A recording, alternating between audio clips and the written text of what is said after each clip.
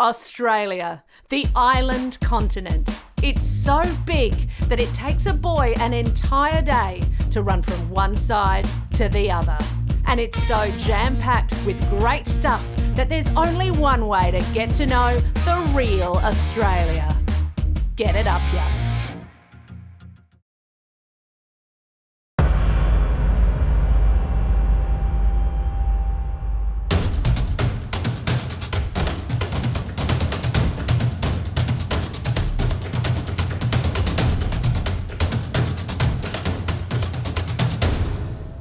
The Northern Territory. A nomadic dance troupe makes its way across the desolate outback.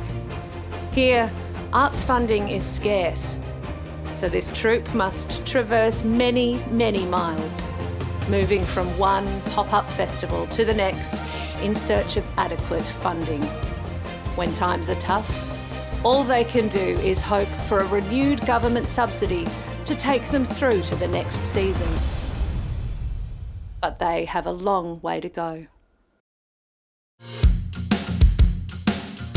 Melbourne Suburbs are a haven where different cultures and social groups create vibrant communities that attract people from all over to try the food, see the crafts, hear the music, and inevitably supplant the people who made it appealing in the first place with middle-income wank jobs. One man who has seen it all is real estate agent Otis Frank. Brunswick used to be quite a multicultural area, a lot of Italian and Lebanese migrants, also a lot of students and stuff. But then in the 2000s, it started to get really gentrified, The hipsters moved in with their cafes and they made the area cool, which made the prices start going up, So then all these kind of like tag-alongs started moving in, and then like the kind of yuppies, and then eventually like those rich people, those rich douchebags that just do CrossFit, And then eventually the prices went up so high that the only people that can afford to live here are the goblins with their goblin gold. At first, the goblins like just moved into the sewers and they made those like a really cool place to hang out. Like everybody wanted to go to the goblin clubs. The goblin art scene was just banging, right? And then they kind of started filling the sewers up, and then they started buying big apartment buildings like this and then just knocking them down and just making them into big holes in the ground. They're just goblificating this whole suburb. Tom, one of the longest-term residents of Brunswick, has seen a lot of changes in the 3 years he's been living here. I remember when all this was medium-density housing, apartment building, 8 stories high, little IGA at the bottom. Now it's just a big hole in the ground for goblins. That was a cafe, that was a cafe, that was a cafe. It's all been goblified now.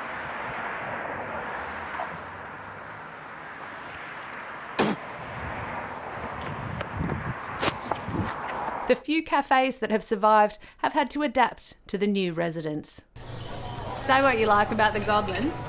2 years ago, you could not get a good smashed rat this side of the river. Now, this is where all the good rat connoisseurs come to get like delicious single origin cold smashed rat. It's like anything. You get a taste for it. Oh, this one probably needs a few more days in the sun. Yeah, it's actually bringing people in. I don't care how good it is. 12 pieces of goblin gold is just too much to pay for a smashed rat. Forget it. I'll just stay home and smash a rat with my AeroPress. Blurch Herfgrog moved into the area 6 months ago. He doesn't see the problem with the changes the goblins have brought to the area. For him, it is just another stage in the evolution of Brunswick. I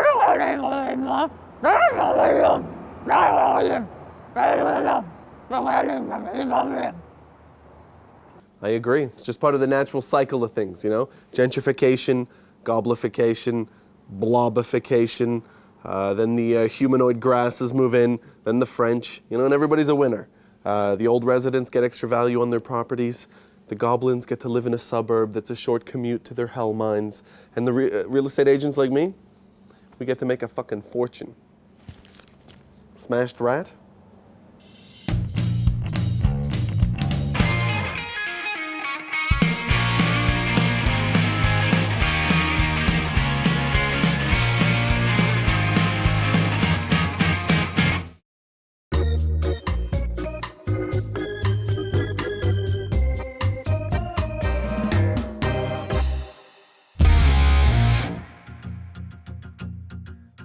South Australia's car manufacturing industry is enviable. Oh, no, sorry. South Australia's car manufacturing industry is unviable. It's the envy of the developed world. So this is the shop floor where the bulk of construction happens. We make all the trucks here. Over there are the wank booths. We've been constructing here for... Pardon? What? Behind the peepholes, wank booths. Wank booths? Why would there be any people wanking here? Haven't you heard? Manufacturing in Australia is now considered sex work. Why? Well, Australian manufacturing has become so rare that it's become fetishised. It's the only way we can make any money. The arse has fallen out of the Australian manufacturing sector, and people are looking at that arse and wanking. Really? Yeah, there's something about the desperation and vulnerability of the local industry that really turns on successful businessmen. What? So you guys make money from peep shows now? Oh, and not just peep shows. We've got chat lines where you can call in and a shop foreman talks you through the quality control process on a 16-tonne semi-trailer, while people in the background yell, what do they yell, Tim?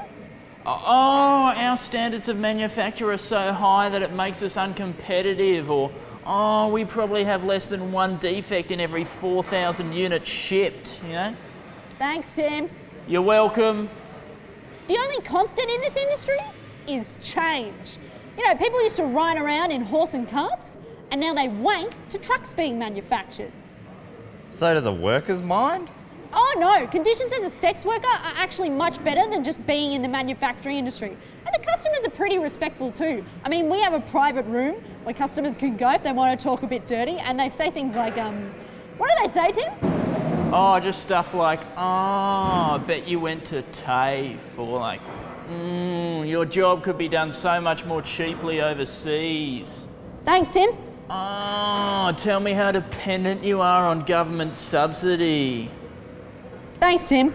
Oh, your overheads are so high that it must be hard to make a profit. Right.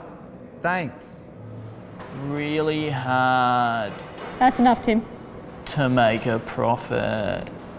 And if you're really into the kinky stuff, we do a good line of videos featuring the boards of Australian companies being subjected to repeated takeovers by foreign multinationals. Do they get their dicks out? Bloody oath they do. When television first arrived in Australia, there were no rules. And from this creative freedom came programs that were both very watchable and extremely audible. Jeb Woob is a television historian. I've done a lot of research into Australia's very first game show from back in 1956. Now, the team involved, they'd heard of game shows from the States, and they knew that they were called game shows, and they knew that they had a host, but that's really the extent of what they knew. The rest they sort of had to figure out for themselves. And that's how Host of the Game Show came to be. Good evening and welcome to Host of the Game Show. I'm the host of the game show where contestants battle it out to find out just who is host of the game show. Tonight's prize is hosting a game show. So let's meet our contestants. Contestant number 1 is the host of a game show. Contestant number 2 hosts a game show and enjoys hosting game shows in his spare time. And contestant number 3 is a woman. Interestingly, when they made the show, they were aware that the female contestant was there. They just weren't sure whether or not women would show up on film. Are you ready to play Host of the Game Show? All right, first question. Who is the host of the game show? Yes? Is it me? Yes, it's me. That's correct. I am the host of the game show. And now on to question number 1. This is a Jeopardy-style question, and the topics tonight are host of the game show, I'm the host of the game show, game shows, hosting, games, and me. I pick host of the game show for 600 points. Now remember, your response must be in the form of a question. And tonight your answer is, yes, it's me, I'm the host of the game show. Who is the host of the game show? Is it me? Correct, it's me. I'm the host of the game show. And now moving on to our first and final question. This is a who am I question. I am me. I host the game show. I am the host of the game show. Who am I? Me. I am the host of the game show. Correct. You're tonight's winner, and your prize is host of the game show. Thank you for watching Host of the Game Show. I've been your host. And don't forget the Host of the Game Show Home Edition, home of the Host of the Game Show, the game where the real host of the game show is me. I'm the host of the game show. Good night, Australia.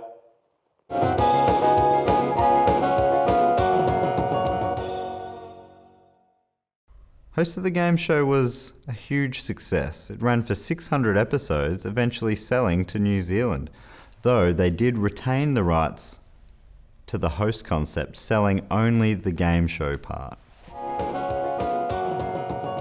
Of the Game Show is still running 5 nights a week in New Zealand. One of the best things about the Northern Territory is Larry the truck driver.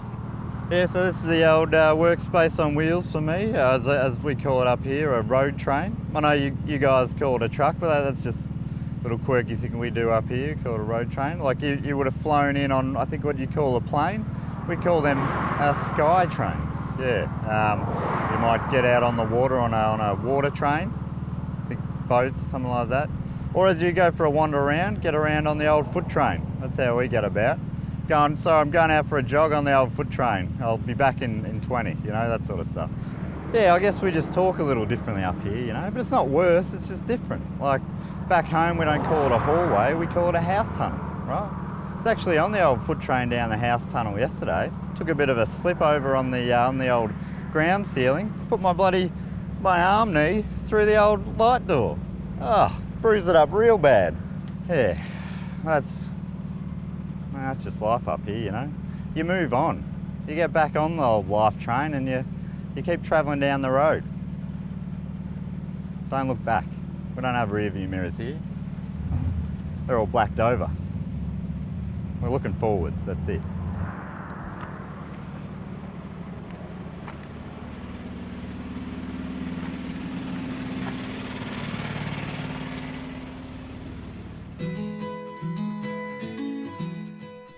Tasmania is a tourism hotspot and was this year named one of the top 3 best places in the world to see before you die. God forbid, but you know what happened to your uncle, and of course your father has his heart trouble, by Lonely Planet. Servicing this market is the Tasmanian Map Centre, owned and operated by Tamantha Johnston. And that's been drawn, and that's been drawn, and that's been drawn, and that's already been drawn. Basically, it's already all been drawn. Hey, you name it, we've got a map of it. It's all been drawn. I actually think it's a great thing that everything's already been mapped, you know? Like, it means you don't have to go there. You know, seen there, done that, you know? It's easy. Really saves your knees and stuff. So, some places that I've seen recently. Here is South America. There's my map of South America. This map is, this is just that map up there. So, seen there, done that, eh? STDT, yeah, STDT. This is my map of Tasmania, and this is my wife's map of the world. So, Sorry. Don't know how that Sorry, got mate. in there. Just looking for the map of Cradle Mountain. Cradle Mountain. Yeah, yeah. Yeah. Oh, that's here somewhere. Let's see. So where is that? There we go. Ah, Look at this. brilliant. Oh, this is a beautiful map. yes, I cannot wait to visit. Why? Well, to see the mountain. Yeah, but why would you have to go there when the whole mountain's here? Hey? Well, it's not quite the same, is it? No, it's better. Mate, it's nowhere near as good. But it will come in handy. Yeah. Listen, mate. Why don't you get out of here? What do you mean? I No, just come want on, to buy mate. No time wasters. I'm not wasting your time. I just want to buy the No, map. look. You know what? Can I fold these fucking things? Why don't you just get out? All right. It's not for you tourists. Get out of here. No, All right. Let's quickly do. Come on, mate. Hey, I'm in a good mind to show you a map to the door. I've actually been working on a map of my own recently, right here. It's a map of the map shop. Eh? So I think there's Europe and world maps and Asia, you know, and that's me just there, eh? Reading this map. Eh? It's almost better than the real thing. So, eh? Probably no use for me anymore, eh? Suppose I don't even have a reason to live anymore.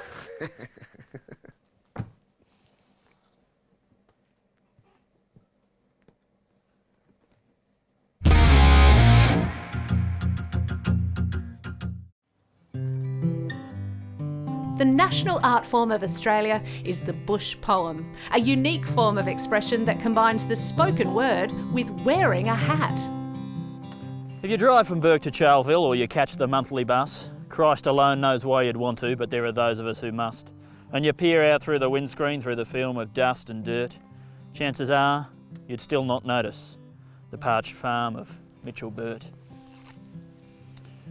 There are those who farm for boom times and who can't survive the drought, and a few who push on longer while the money withers out. And there's a couple who transcend the sun, the dust, the hurt. There's a couple and another bloke. And then there's Mitchell Burt. Few knew when he started farming, and there's fewer by the day, and when he really hit his straps is difficult to say, but as rain and profits dwindled, as kids aged and moved to town, Mitchell Burt, he just got better. He just got that farm shit down. And as he approached his 80s with time's wind upon his back and his bones became as liable as bullwhips to hear crack, if you watched him work the fields alone and on into the night, you'd be forced to recognise you're watching someone get something right. And as yet another harvest ended, as so many had before, the wide world finally bet its dusty up to Mitchell's door. Wasn't fans or friends or family, they all left him well alone, but the national broadband network bringing fibre to the home.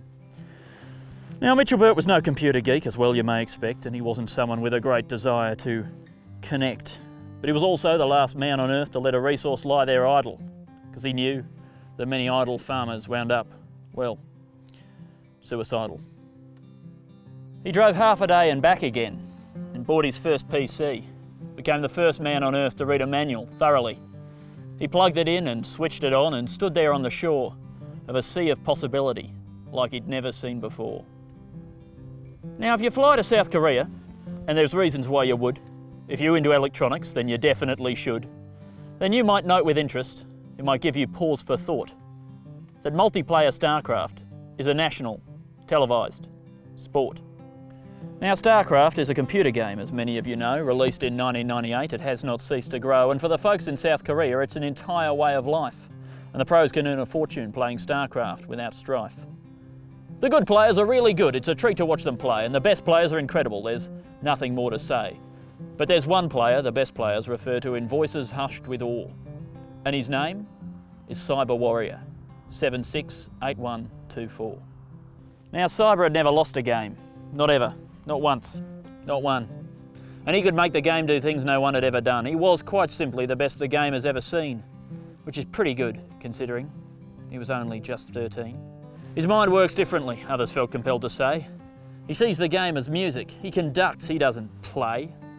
So come World Cyber Games 13, it should come as no surprise that there was only one contender that was thought would take the prize. The first few rounds unfolded, there was little worth reporting. The seeds played more or less to form, the conduct fairly sporting. The lesser players struggled and were quickly pushed aside, and Cyber took the entire thing completely in his stride. But then come the round of 16, there was heated conversation, which by the quarterfinals turned to outright consternation. An unknown, unseeded player had put the others on alert, and his StarCraft player handle. It was simply Mitchell Burt. Chat rooms went into overload and Twitter was aflame. Could this be someone from Korea playing by a different name? But it wasn't, they discovered. Just an old bloke on a farm. He played the game at all was enough to cause alarm. And there's not a person living who can easily explain how a farmer from the outback found his way into the game. Perhaps a breadcrumb trail of clicking led him deep into the woods. But how he got there barely matters, because the fact is, he was good. By the semis, it was clear that this was something unforeseen. He wasn't quick or smart or devious, far from it would seem. Just a good man with deployment of quite limited resources who could marshal single-handed diverse military forces. Because Mitchell Burt had worked it out early on that first day that StarCraft from rural farming was not a million miles away. A crop duster and a Protoss Corsair, he could see the parallel.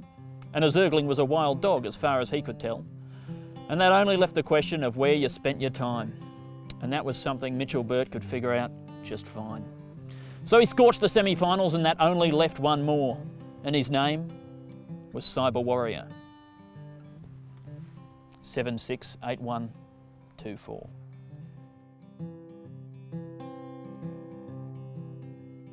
At last the fateful day arrived, the day that was to see just exactly how this run would end in loss or victory.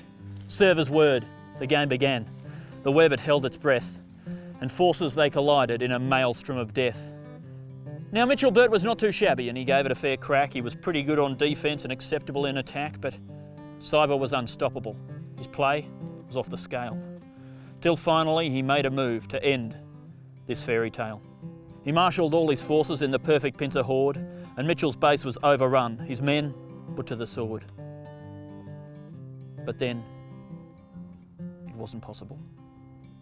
Just when it seemed the game had ended, well, that base was just a decoy, and Mitchell's real forces descended.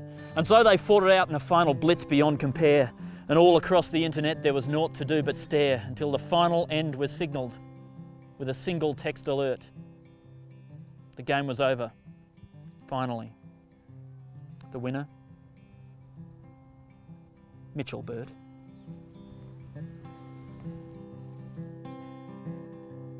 Before he switched his screen off, there was farming to be done. He typed slowly in the chat window a message one-on-one. Cyber, I couldn't help but note, and I'm not one to pry, but I'd say you're a born farmer. One day, give it a try. So if you drive from Burke to Charleville or you catch the monthly bus, Christ alone knows why you'd want to, but there are those of us who must. You do yourself a favour if you stop and knock the door of the youngest, newest farmer. Cyber Warrior, 768124.